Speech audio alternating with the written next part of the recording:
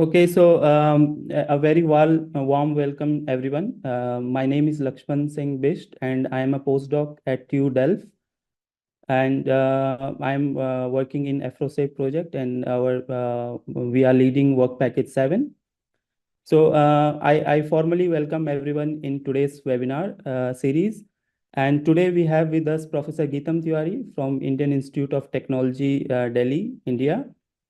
So before moving further, I would like to introduce the AfroSAFE project and the AfroSAFE Academy.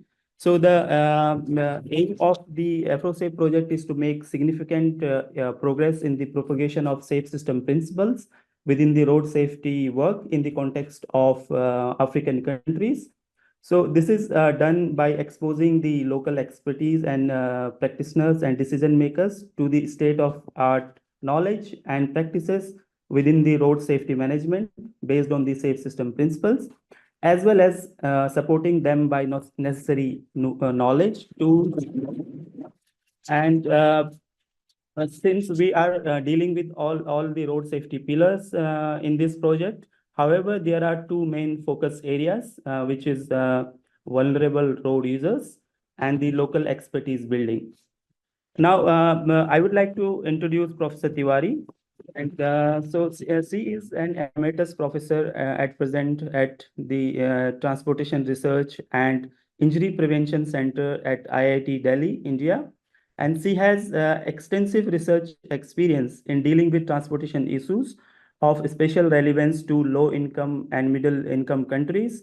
Her research focus includes developing safer and more efficient bus systems and road design, mainly focusing on traffic safety and transportation planning related to pedestrian, bicyclist, and bus systems in India. And she is one of the advisory board members of WHO's Global Status Report on Road Safety 2023. She is also editor-in-chief of the International Journal of Injury Prevention, Control and Safety Promotion. And she is also a recipient of many national and international awards. So with this, on the behalf of AfroSafe team, I welcome Professor Tiwari in this webinar. And now I will hand over the session to Professor Tiwari, who will speak more about today's topic. Ma'am, floor is yours. Thank you so much. Thank you so much, Lakshman, for introducing me. Yeah. And I'm very happy to be here. So one moment, I will just share my screen. Yes. Okay. So all right. So in today's webinar, we will talk about meeting global targets of road safety. And mostly I will try to cover some very fundamental traffic safety principles and what could be priority for low and middle income countries. So we know that transport system and infrastructure has a huge impact on health, and road traffic injury has been understood as a health problem. And sub-Saharan Africa is home to some of the poorest countries, and therefore the adverse impacts of health from transport and specifically traffic injury becomes a very important issue for this region. And as Africa moved towards increased urbanization, ensuring safe mobility to all is very, very important for all users. So in this very simple flowchart, we are showing that yes, transport has various impacts, especially if we start looking at urban settlements, but this is true for rural areas also. It leads to traffic safety, it does affect mobility and accessibility and has environmental impacts also. So traffic safety, which often we measure in terms of death rates due to road traffic injury, has and very, very important is one of the most important adverse impact of transport. And this is even though it is of course linked with all the others also, but we will try to focus on this today.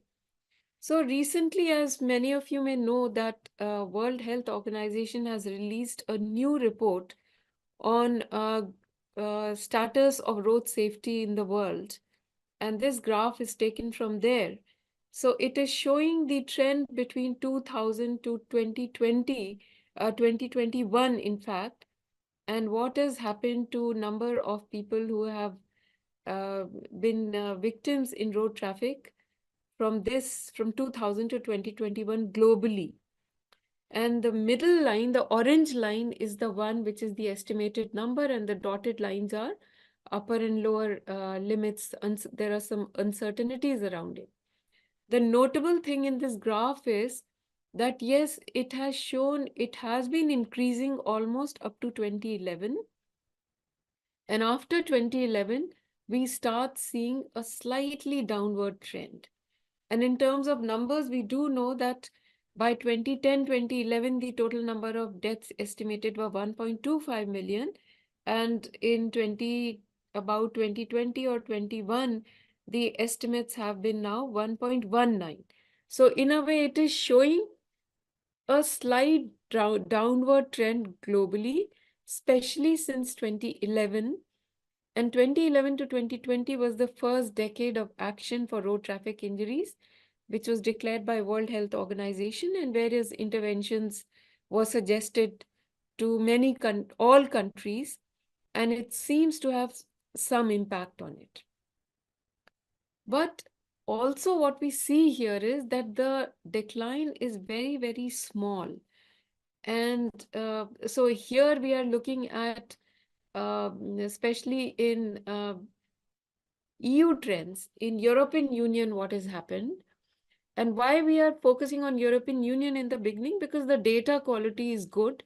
And from historically, we have known that some of the best countries which have resulted in reduction in traffic deaths despite increasing population and increasing vehicle ownership exist in European countries, European region. So here also there is a decline in total number of injured people, in total number of crashes, but fatalities have also come down up to 2013, and then we see the decline is slight, not very sharp decline. So then within EU countries, when we start seeing what has happened, yes, many countries have registered differences, but they vary a lot. So in countries like Norway, the reduction is 62%, whereas in some other countries like Netherlands, Finland, etc., the reduction is 5% or 17%. Of course, I must say at this time that the countries which already have achieved very low levels, to further decrease starts becoming difficult. And this may be the reason that in Netherlands and Sweden, etc., the decline is much less than countries like Spain or Greece, etc. But yes, Norway, Denmark are quite remarkable because to begin with, they were quite low. And now they have been able to reduce their deaths further in 10 years by 50%. So this variation is important because now we can look at what kind of interventions happen in different countries, which have resulted in this success. And IRTA database, this is an international database where accidents from different countries have been reported, and long and short-term trends have been analyzed. So this also has some interesting trends. So here is a snapshot of some countries. So we see Israel, Italy, Japan, Korea, Lithuania, Luxembourg.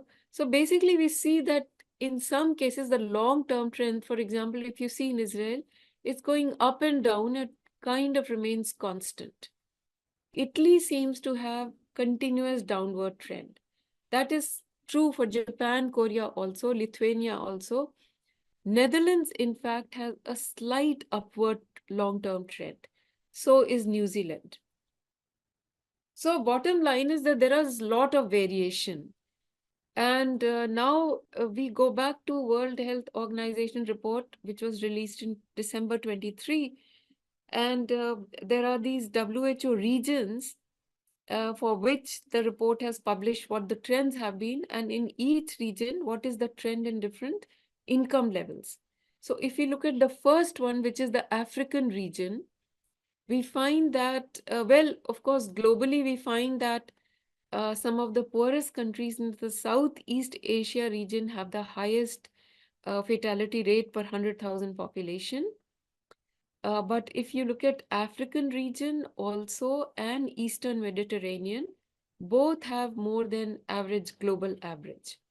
Within African region, we find some very interesting trend that the lowest low-income countries, which is shown in yellow line, and in fact, the highest is in the upper middle income countries. High income country, the rate is low, whereas in lower middle income and low income countries, it is little less than the upper middle income countries. And overall, African region has registered increase in deaths as compared to EU and other regions of the globe. So that means Africa, the traffic injury deaths and traffic injury problem as a public health problem remains a big issue, and a lot of attention needs to be done here. These are the total numbers for different regions. And again, we find here also that there are variations between different income levels. So does income have a major impact? This question is not very clear. In fact, the trend does not support this. If you see the long-term trend in Japan and US, both high-income countries, Japan has consistently registered downward trend, and this we have seen in many other EU countries also with high incomes. Whereas in US, since 2010, the long-term trend has been upwards. So it is not just income, but specific policies and infrastructure, what happens in the country, that seems to make a much more difference in terms of having an impact on fatalities and road deaths. So WHO also registers who are the victims in road traffic crashes globally and for different regions. So globally, we find that 30% are occupants of four-wheelers, whereas pedestrians globally have registered 23%, and powered three and two-wheelers are 20%. So I would like to first really focus on pedestrian and powered two-wheelers, because four-wheeler occupants are mostly in the high-income countries, but in African regions, and that is true for Asian regions also, majority of the victims are either pedestrians or motorized two-wheelers. Globally, again, the number of deaths in pedestrians have been quite significant, 22%. Cyclists also globally have registered downward trends, 7% reduction. Whereas powered two-wheeler, which is basically a motorcycles, are the only vehicles which have registered increasing trend. And this is very important because both in Asia and African regions, the use of powered two-wheelers increasing. So if we have to meet global targets of reducing deaths by 50% by 2030, we really have to understand the issue of powered two-wheelers.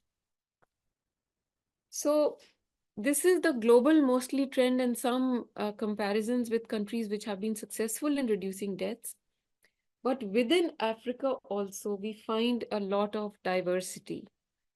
So there are 38 countries where the GDP ranges from 7,000 to 250 only, and only 4 countries have GDP more than 5,000. So overall, majority of the countries are low-income countries.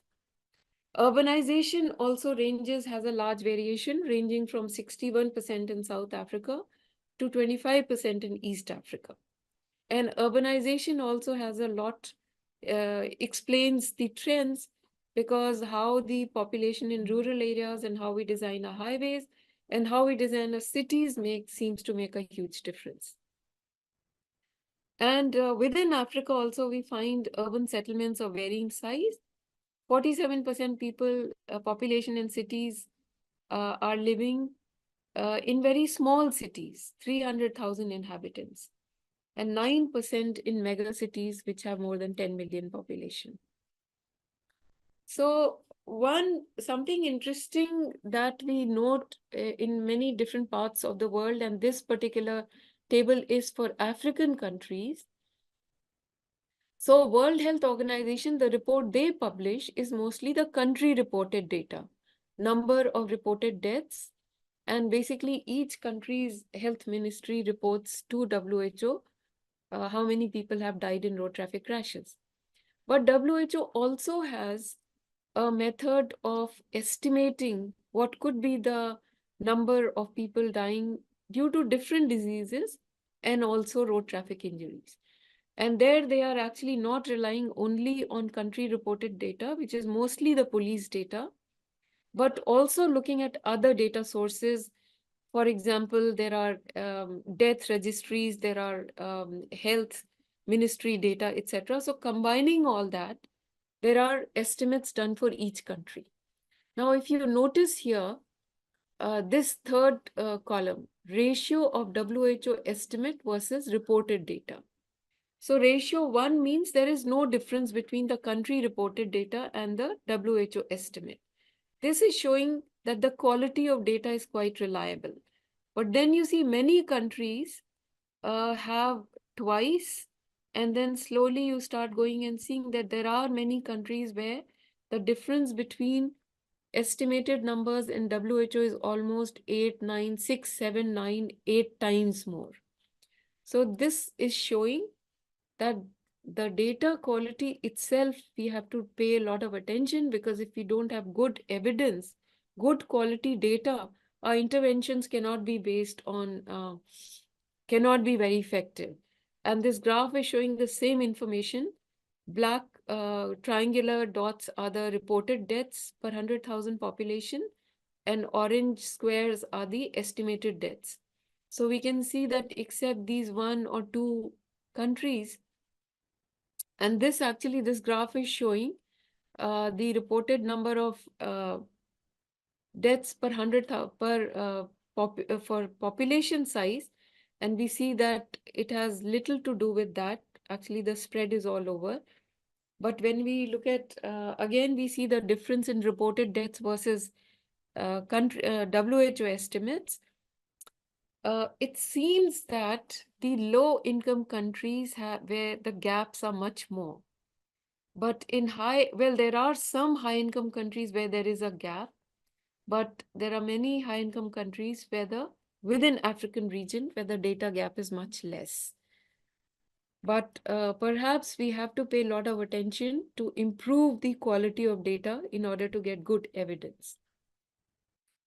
And if we start summarizing what is happening in sub-Saharan, especially in sub-Saharan Africa, only 34 countries have provided data on road user type. Only 5 out of 39 countries have a ratio less than 2, which means the data quality is good. Estimated fatality rates range from 21 to 36 per 100,000 population, which is a very, very large number, because global average is somewhere around 12 to 15. 80% countries have estimated reported ratio as more than 2.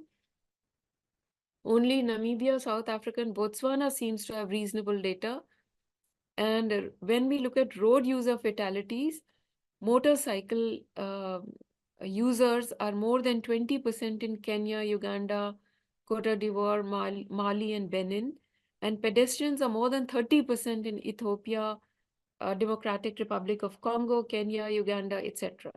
So clearly, motorcycle users and pedestrians are the priority for this region if any dent has to be made in road traffic injuries.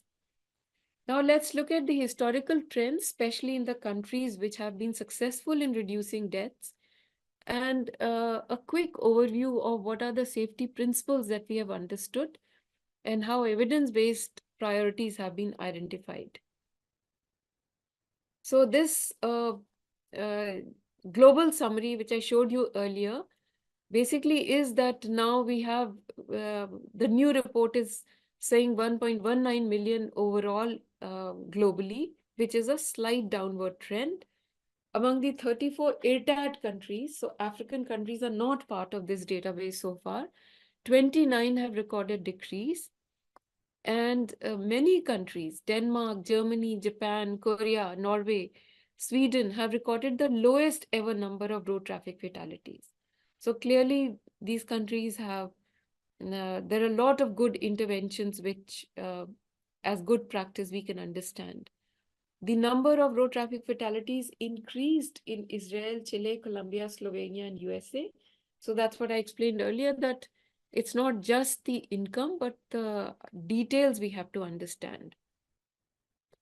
And road traffic fatalities have come down for all road user type except power two-wheeler.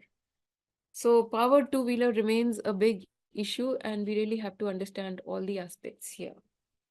Okay, now a quick overview of the science of traffic crashes, what we have understood uh, looking at the global trends, historical trends. So here are the numbers from 18 OECD countries, all high-income countries. Basically, you see the trend is very clear from 1950 to almost about 2012. And after 2012, anyway, 2000 to 2021 data I showed you earlier. So two trends, as you can see here, very, very clear. After around late 60s, early 70s, all these countries start showing downward trend. And before that, all of them are showing upward trend. So it's important to understand that what kind of interventions were happening before 1970s and what really led to this decline. So if we look at the historical papers, we find that from 1920s onwards, when road safety councils were established in many of these countries, there was a lot of emphasis on road user education, driver training, strict fines, and lot of emphasis on black spot treatment. But around mid-70s, late 60s and early 70s, many of these countries established independent agencies because the death rates were not coming down, established research centers where the data was investigated in detail, and that led to new vehicle standards and new road standards. And then a lot of detailed understanding about how seat belts help, how helmets are important, what is the contribution of speed and alcohol in traffic crashes. So based on this understanding, when the interventions were implemented, and that is the result, we start saying that it consistently keeps coming down.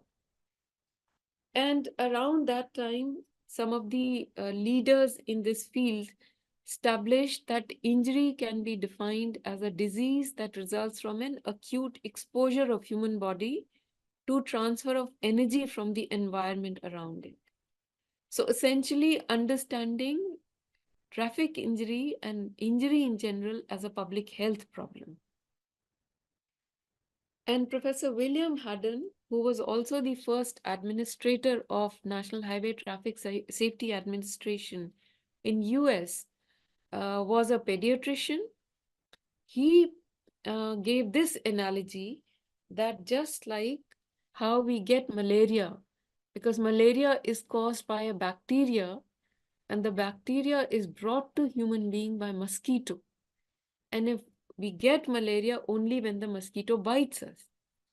So this analogy he gave for skull fracture, which happens in, let's say, a motorcycle crashing into a tree.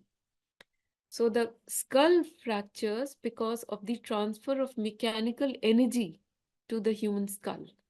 The energy is brought because of motorcycle. And this fracture happens only, the transfer of energy happens when the motorcycle crashes with the tree. So essentially, he said that exactly how we deal with a malaria, try to get rid of the bacteria, try to get rid of the mosquito, and try to have interventions where the interaction between mosquito and the human being can be reduced. Exactly the same analogy we have to use for reducing traffic deaths also.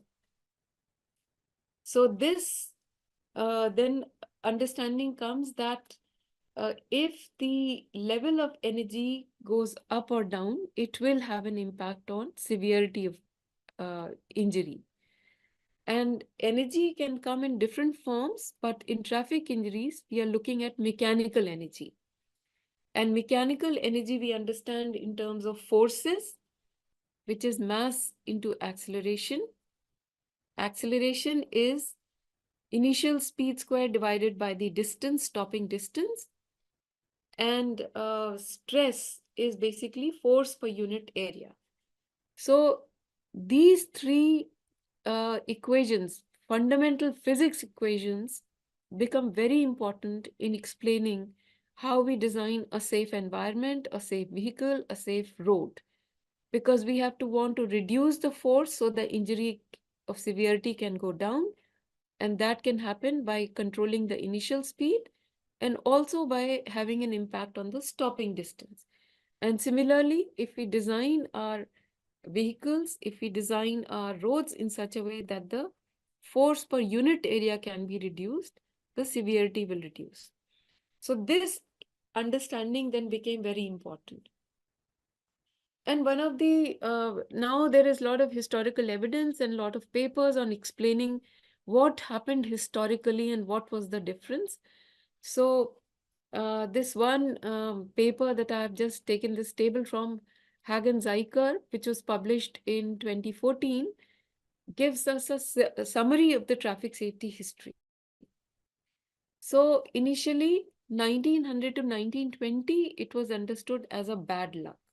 People are getting involved in traffic crashes because it's a chance and a bad luck. And a lot of interventions are based on that, which are mostly ad hoc. So we saw in the graph earlier that that didn't make any difference to the reduction.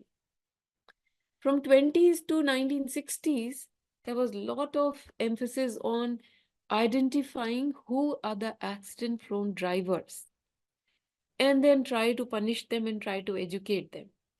But if we remember the graph, till early 60s also, the number of deaths kept increasing.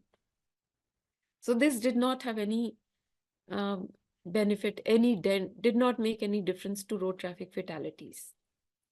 Next 20 years, there was research and understanding on try to understand the injury which is caused to the road user, understand the design of the vehicle and understand the design of the road. An emphasis on what can be done to the engineering, the enforcement, and education. And this seemed to make some difference. But by 1985, there was more research because there were a lot of people doing scientific research on this. So they understood that this is a multi-causal phenomena. And we have to understand, we have to bring about technical solutions for vehicles and roads. And that started giving a lot of significant benefits. 1990 onwards up to now, what has been understood that the three systems of road user, vehicle, and environment are very integrated. And what is required, there has a lot of research has been done on understanding the multi-dimensional analysis. And the measures are really around how do we adapt our road system, which includes both vehicle and roads, to the limitations of the road user. So around this, many successful countries like Netherlands, like Sweden, have come out with, in Sweden, it is called Safe Systems Approach or Vision Zero approach. Netherlands called it early on as Sustainable Safe Traffic System. And the emphasis has been on designing a road environment with an infrastructure which is adapted to the limitations of the road user. If road users are impatient, if road users have certain vulnerabilities, we have to change the road design in such a way that there is no serious death and no serious injuries and deaths.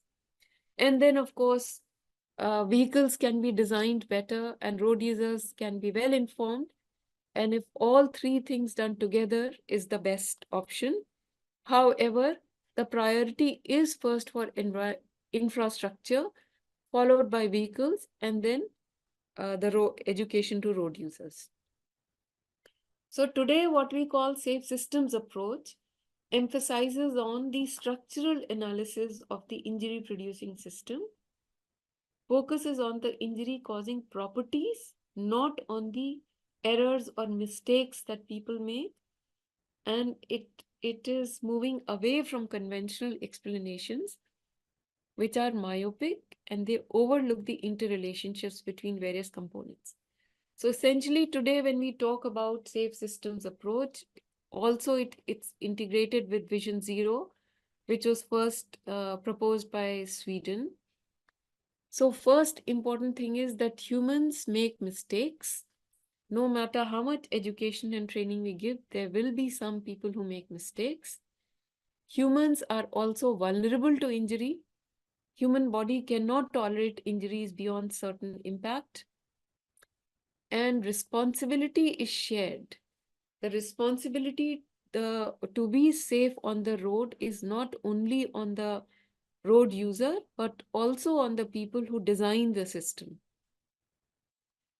And according to Vision Zero, we should not accept any death or serious injury.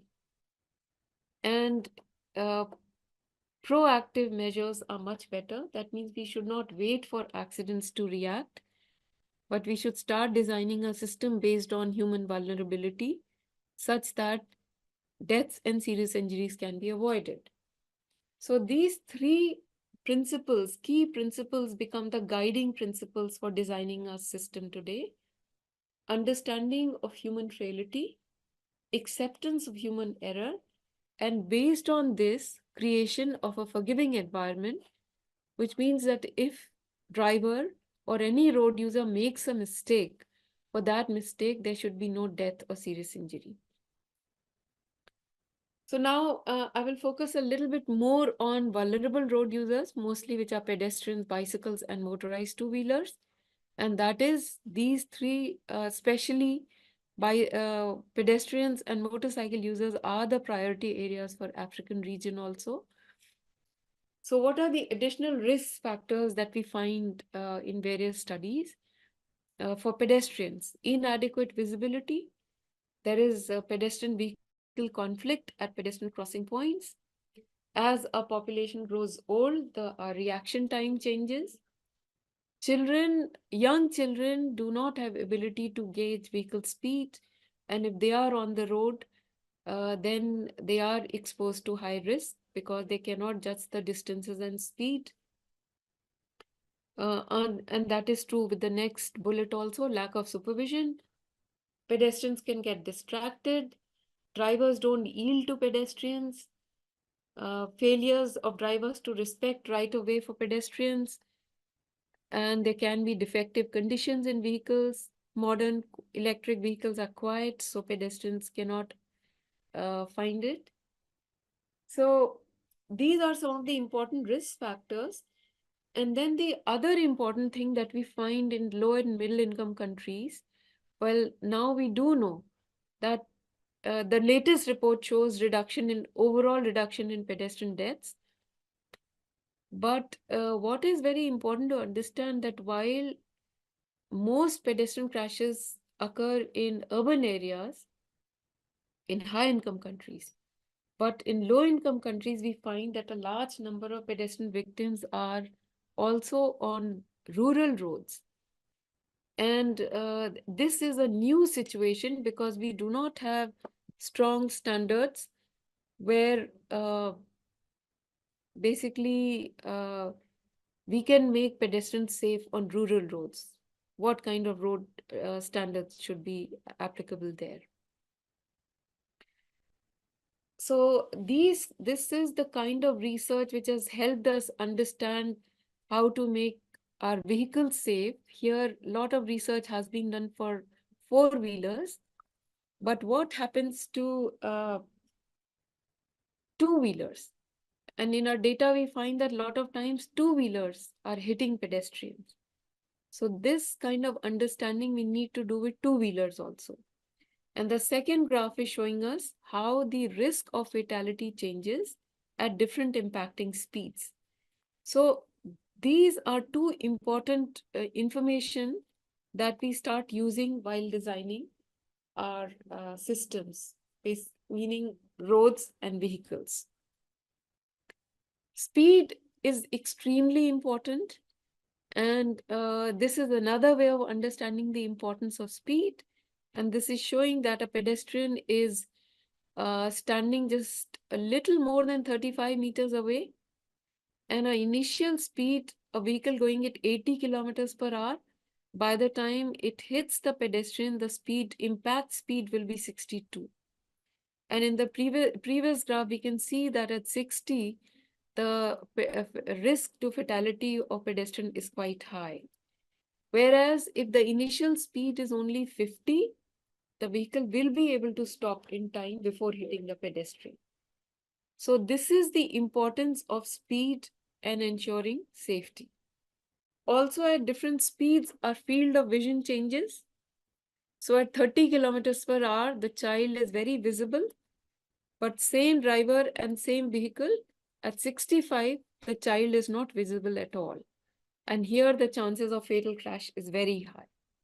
So this is another important aspect why we need to control speeds, especially where pedestrian interaction is involved. From a lot of studies, we also find that you can see that, small changes in speed can lead to big changes in percentage of crashes or fatalities. We can see that this green color, which is for fatal and serious injury crashes, it's a very steep slope. So with small changes in speed, even with 5% reduction, it can lead to lot of reduction in more than 10% reduction in percentage of crashes. So even small changes in speed, both ways, increasing will make much more increase in crashes, and decrease will lead to large reduction in crashes. So speed control becomes very important. And driver, of course, many factors has an impact on driver's choice of speed, which includes vehicle factors, but really important is road factor. And that is what we can start paying more attention to. So this WHO best practice manual also tells us what are the proven measures where the speed control has been proved to be very successful, and whereas some measure that we use traditionally, which in fact have been found to be potentially harmful. So let me just highlight a couple of them. Setting speed limits for new and existing roads based on safe systems principle is definitely very useful. Implementation of 30-kilometer zone in cities is very useful. Whereas setting speed limits based on 85th percentile speed is potentially harmful. Similarly, increasing travel speed without improving quality of infrastructure is harmful. Making pedestrian bridges, in fact, leads to higher speeds, and that is definitely harmful. So there are these WHO best practice manuals which can be looked into to come up with better intervention. The same manual also gives us cost-benefit analysis of various measures. And I just want to highlight a couple of things. So it shows that school-based education on speeding has zero cost benefit. Driver skill training has zero cost benefit. Whereas lane narrowing the lane has a major impact on speeds, and it's a very successful measure. Of course, then we have modern vehicles, so intelligent speed adaptation is also very useful. Speed enforcement camera, if you're able to actually collect and identify users, is also very useful. Speed humps and chicanes are very useful. Implementation of 30-kilometer zone, very useful. So these are good understanding we have from historical database, what measures are very effective in speed control, and some measures where a lot of emphasis historically has been done are not so effective. So these two actually starts giving us what should be urban speed limits. And this is from here, the understanding comes that maximum speed cannot be more than 50. And to control speed, the best methods are changing lane widths, creating speed humps, and introducing rumble strips. So these are all very good measures for speed control. Okay, so now we look at this other principle that we talked about earlier, that acceptance of human error. So if we accept this principle, then we can start actually understanding how do we include it in our design. So one good example is that when we are designing a traffic signal system, and in traffic signal system, if a person has to wait for a long time, a pedestrian, then pedestrians don't honor the signal system. Globally, it's been understood that after 30 seconds, pedestrians become impatient. So if we can bring down the wait time on an average to 30 and not more than 60 seconds, more people can actually uh, uh, will comply with traffic signal. For pedestrians, it's been understood that comfort and convenience is always more important for pedestrians as compared to risk perception. So therefore, when we design safe systems, safe infrastructure, it must meet the needs of comfort and convenience also. Otherwise, pedestrians will not use it. For pedestrians, comfort, continuity of good path, livability aspect becomes more important, and safety and security comes next to it. So these 5 principles we have to use to design safe pedestrian facility. Some more useful understanding has come out that we talked about earlier, that how the impact transfer of energy has an impact on severity. Now, the additional information is not only the speed, but also the angle of impact has an influences transfer of kinetic energy. For example, we can see here that an acute angle impact is 100, transfer of energy is 100 kilojoules. Same speed, 90 kilometers per hour, 90-degree collision will lead to more than 300 kilojoules. So even at higher speed, if by design we can change the impact angle, we are reducing the severity. And okay, this is missing for some reason, so doesn't matter, we'll just continue with this. Pedestrian bridges should only be considered in very extreme cases. What I showed in earlier also in WHO manual, that making pedestrian bridges actually ends up increasing speeds of cars, and that increases the risk. Okay, so what about traffic safety around schools? So historically, lot of studies have been done around this, and a very detailed investigation was done in Sweden. And it was found that if very young children below the age of 8 years are giving traffic education in school, then more of them get involved in traffic crashes. So after that, the understanding came that young children should always be accompanied with adults and older children. And many countries have walking school bus for that reason. So that basically it means that a group of children are moving together with adult supervision. That makes it much safer. And older children have to be explained the risk of high speed and benefits of helmets. More than this, really not much can be done. So for some reason, our pictures are missing. Let me just see. Okay. Lakshman, do you see any pictures on the screen?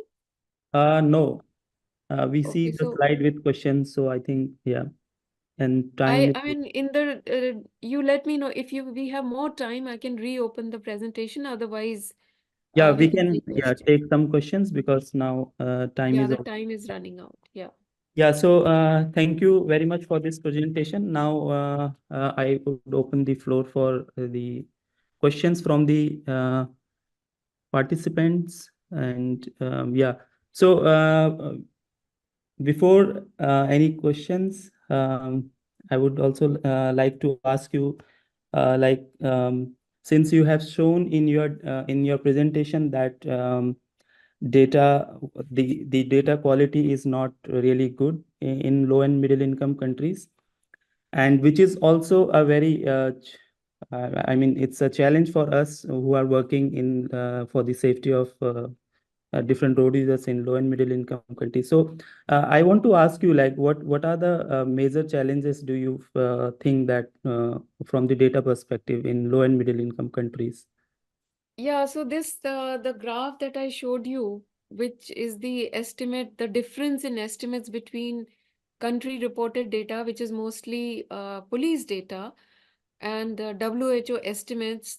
And if you recall that for many African countries, is 6 times, 5 times, 4 times difference. Similar differences have been found in Southeast Asia region also. Uh, so there are a couple of things. One, it has been understood that yes, there are many reasons why police data may be biased data because people don't want to get involved in police cases. We need to improve that system. Uh, so to understand the pattern of crashes and better understanding, every country also has death registry. They also have, for example, in India, we also have census done health surveys. So in order to understand the problem, the extent of the problem, 2, 3 different data sources should be combined. And that starts giving us a much better picture. And the other method that we have, at least in India, and we have found quite effective, that we download the police detailed report, not the prepared tables, but the descriptions.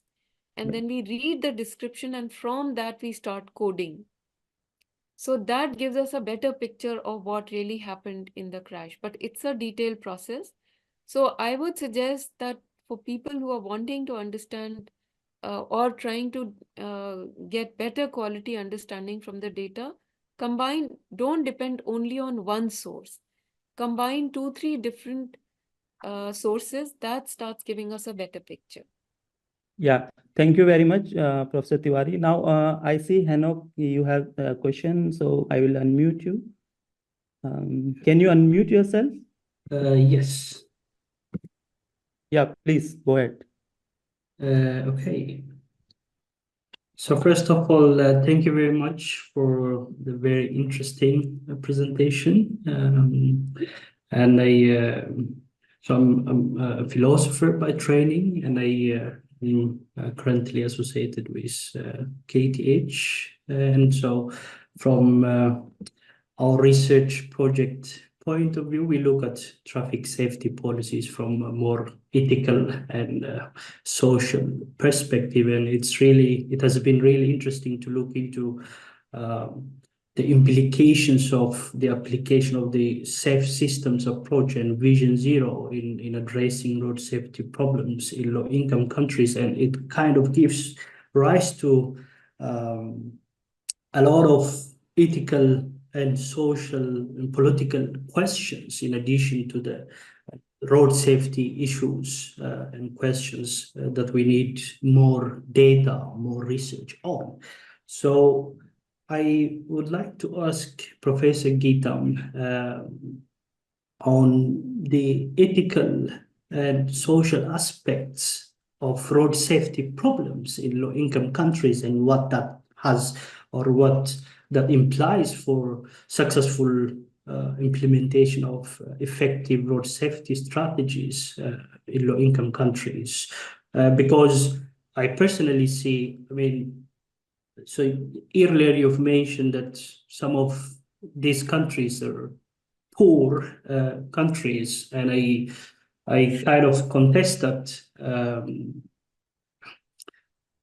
I think the main issue is that there are poor decisions being made that does not really reflect or take into consideration the interest of vulnerable groups like the women, children, and pedestrians and other vulnerable road users in the road system. And so these choices, policy decisions that we make have an important political and social aspect. Who makes these decisions? Whose interests are taken into consideration when we design the road system in such a way that it promotes traffic safety or mobility, and how that or how these different road users should interact in the road system. So I would, just to make it short, whether the social and political and maybe ethical aspect that might impact the successful implementation of effective road safety strategies in low-income countries. Thank you very much.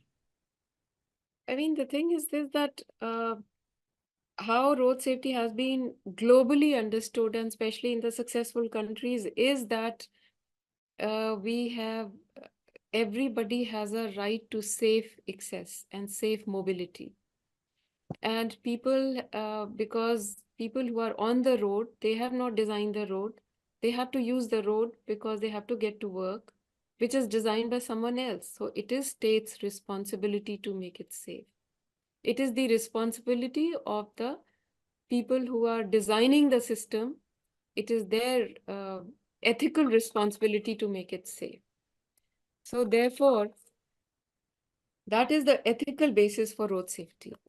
Now, why we find in many countries, and that is the challenge we keep facing every day in most Asian countries also, that traditionally, I very quickly I showed you the history of traffic safety.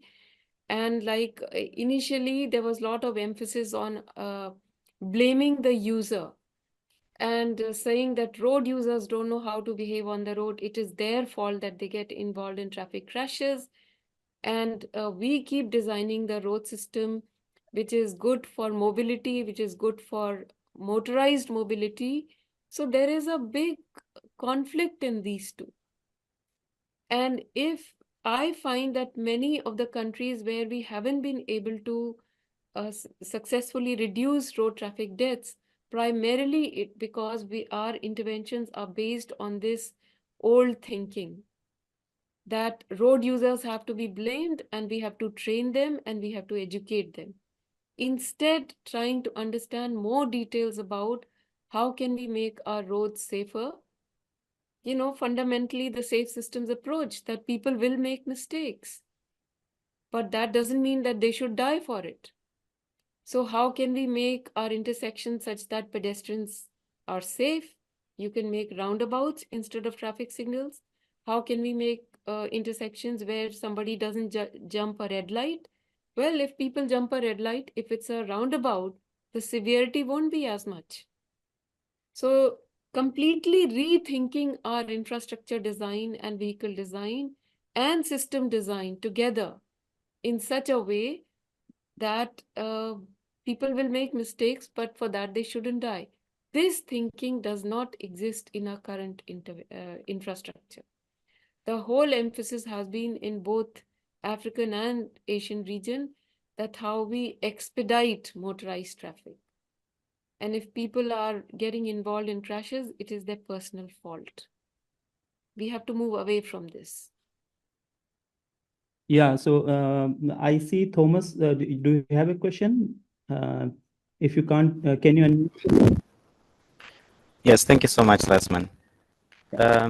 Thank you so much, Professor, for the elaborate presentation. Sorry to interrupt you, but your voice is having a lot of noise. Yeah, now it's fine. Yeah.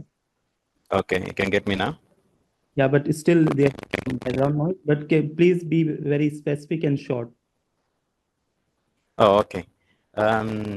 So my comment is when you look at even some of the statistics for Africa, especially to be specific, you look at the statistics in terms of road fatalities and injuries, they keep increasing every year, despite all the interventions that are being introduced. So I'm meant to wonder to say, are really the interventions we are using working? Do we need to use what can I call implementation science or implementation research to check if these interventions we are using are working? Because when you look at the global decade of action, we are saying by 2030 we want to have the numbers of fatalities and injuries. What do you think are some of the realistic ways that we could bring change? Because every year the numbers keep increasing and they're not going down. And this threatens us achieving the targets for 2030. Thank you. I thought I should just raise that. Otherwise, great presentations. I'm thrilled. Thank you. So, two things I would say. First, we have understood from the countries which have been successful clearly what has worked. Speed control has worked because speed is directly related to severity of injury.